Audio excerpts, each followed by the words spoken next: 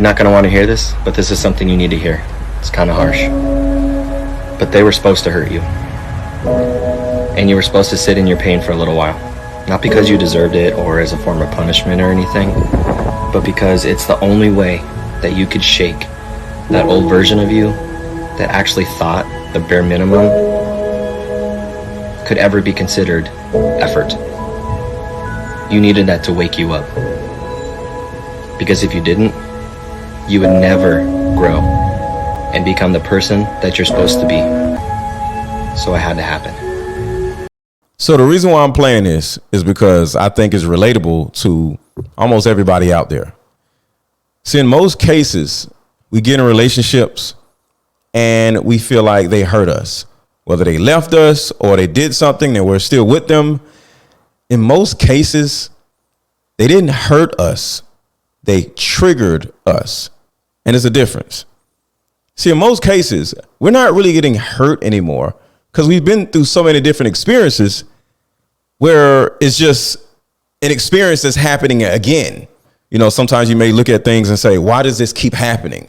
Well, if something has happened before and is happening again, that means they triggered you and didn't hurt you. See, when you're triggered, most likely that comes from a childhood issue or an issue that happened recently in your past.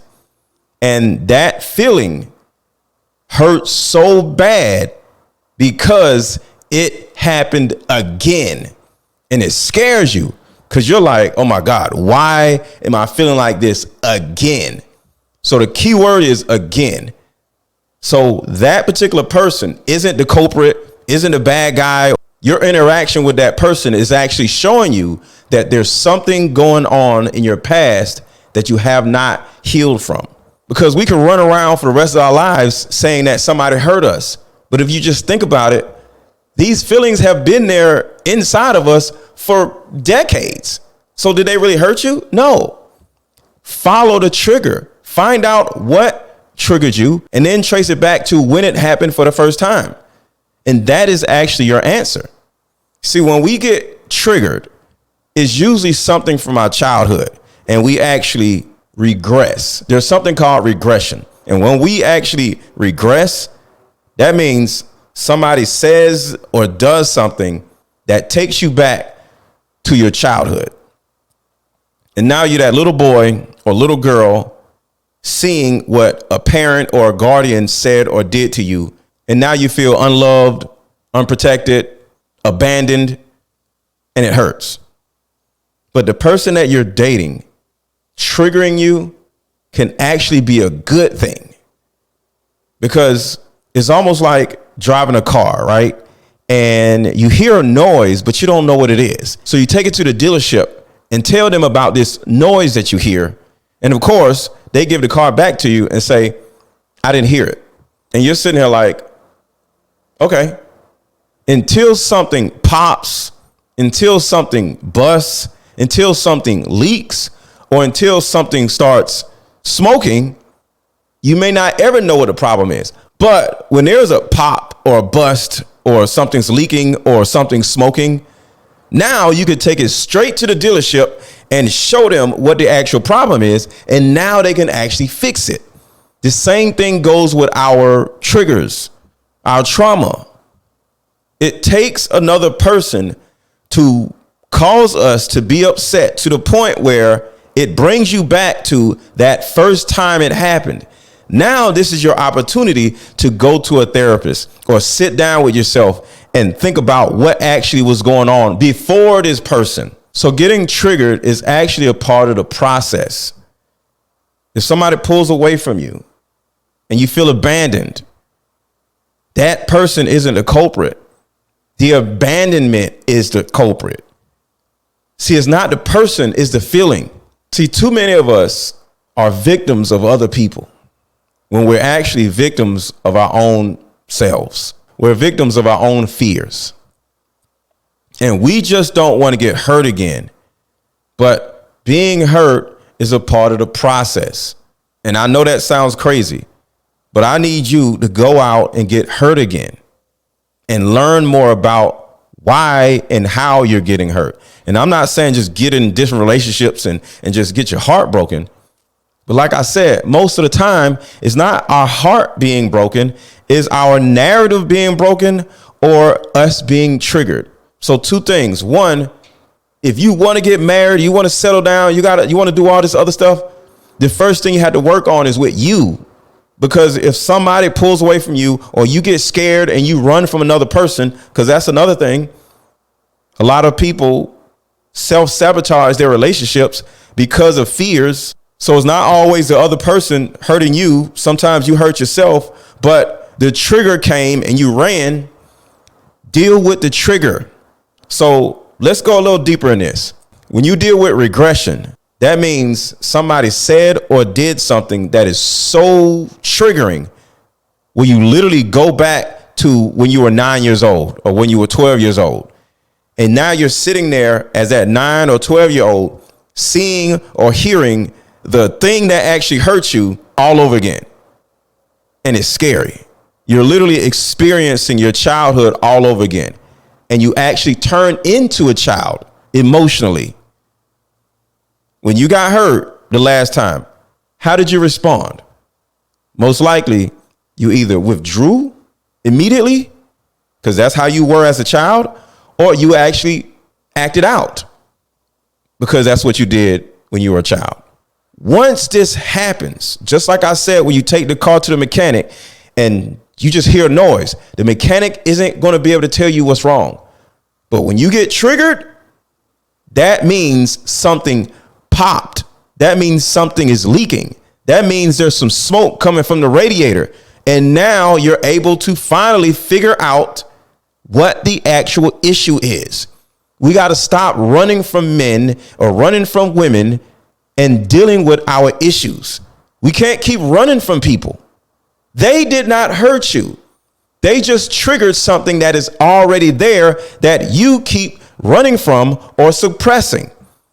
See, the truth is, the reason why we date different people is because either they're safe and we're running from ourselves, we're denying ourselves, or we're running towards our fears because it's actually our coping mechanism. There's a lot of men and women who actually get with loser guys or crappy women on purpose because we feel safe with them because they're not as smart as us or they're not on the same level as us. And we feel like because of this, we can control them. You know, you'll hear men say, well, I like younger women and this and that. But for the reason why they like younger women is because they feel more in control. Or a woman would get with a dude that doesn't even have a job or lives with his mom or is like dumb or emotionally unavailable. Because with that particular guy, she feels like she controls the narrative in the direction of the relationship. And as long as she has this control, she feels like he can't hurt her. But you're actually running towards the thing that you actually fear, which is being let down, being disappointed. That doesn't make any sense. Another thing I want you to think about that has a lot to do with regression. Go back and figure out what type of guardian did you have, whether your mom, your dad, your grandmother, your aunt, whoever raised you.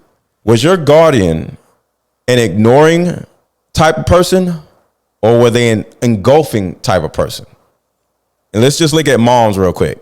You can have an engulfing mother that is always in your business. She doesn't let you do anything. She doesn't even let you say anything. She tells you to be quiet when you wanted to talk when you were young.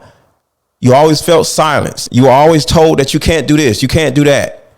She was always afraid that you're going to hurt yourself, so you couldn't even go outside. But you may have siblings that can do whatever they want to do, or you have friends that can do whatever they wanted to do, but you couldn't. So that is an engulfing parent. They were always in your face and you felt smothered. Then you have an ignoring parent where he or she just literally ignored literally every emotion that you ever had. When you cried, they just told you to suck it up and be quiet and just deal with it. Be tough. Instead of seeing you and being there for you and comforting you and hugging you. See, ignoring mother or ignoring parent, they don't give you hugs. They don't make you feel safe. You're just out here by yourself, even though you have a whole parent taking care of you. And then when you reach out for them, all they want to do is say, well, I do enough for you already. I feed you and clothe you, because that parent doesn't realize that love is more important than feeding somebody and clothing them. So a lot of our parents, sadly, whether they were the engulfing mother or the ignoring mother, they didn't parent us correctly. And now, because of this, because of our traumatizing experiences, every time we get into a relationship with another adult, we get triggered and we regress back to our childhood and we run. We get triggered and then we regress to our 9-year-old self all over again. And we either run from the person or either we push the person away. And we're back alone all over again, wondering why did that person hurt us? But in most cases, that person didn't do anything. Being triggered is a very important part of the process, whether you're in a relationship or not. When you're triggered, that is an opportunity to finally go to therapy and sit down with a therapist and say, hey, this is a specific problem. This is how I felt. Because it's so recent, you already know what's going on. You regressed. What age did you regress to? How did you feel?